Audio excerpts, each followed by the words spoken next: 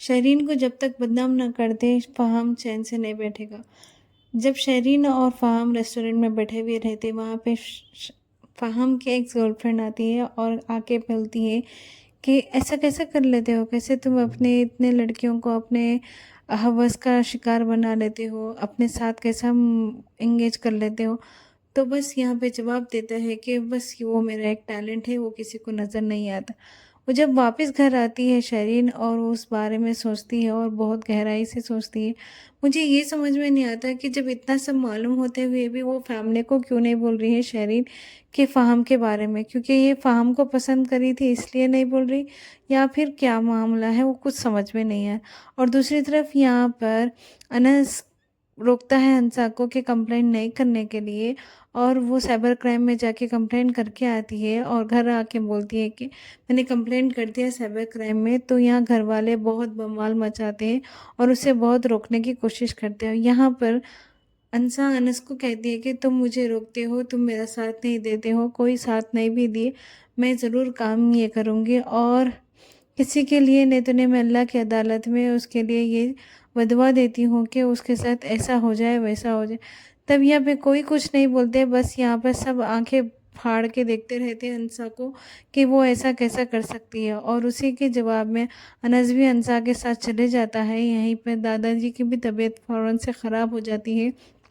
ये दोनों आके उसकी खिदमत तो कर देते हैं दादाजी की, लेकिन यहाँ पर दादाजी बहुत सुनाते हैं अनस के ताया और ताई को कि तुम लोग ने ज़रा भी परवाह नहीं की, बहुत ज़्यादा ढील छोड़ी है, बहुत ज़्यादा तुम लोग ना बच्चों पे तवज्जो नहीं देते, दूसरों पे गलती, जो गलती नहीं होती है उसको दबाते हो और जो गलती रहती है और उसको जो है सो ना और छूट देते हो। तो बहुत कुछ सुना देते हैं। और अगले दिन हंसा चली जाती है यूनिवर्सिटी के लिए और हंसा बात नहीं करती है अनस से, और वहाँ जाकर अपनी सहेली को सुनाती है कि ऐसा ऐसा हो रहा है घर में और अनस मेरा साथ नहीं दे रहा है।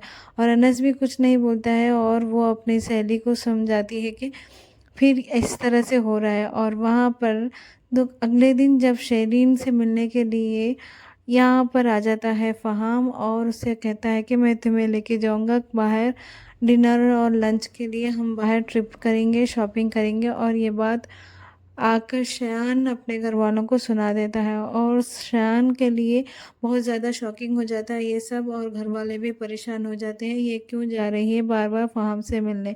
और जब यहाँ फ़हाम से मिलने जब जाती है शरीन और फ़हाम बोलता है कि ये मैं यहाँ पे मैं बहुत बार आया हूँ, ये मेरा फेवरेट रेस्टोरेंट है। शरीन एकदम परेशान हो जाती है क्योंकि फ़हाम के साथ वो कंफर्टेबल नहीं रहती और बोल देती है कि मुझे कंफर्ट नहीं लग रहा है, वो सिक्योर फीलिंग ही नहीं आ रही है आपके साथ। लेकिन वो भी क्या कर सकती है, बहुत ज़्यादा बहसबाज होने के बाद जब शरीन घर आती है तो यहाँ पर शरीन के अब्बू और अम्मी दोनों भी बहुत ज़्यादा गुस्सा हो जाते हैं शरीन पे। और फिर यहाँ पे इस तरह से चलता है ये ड्रामा।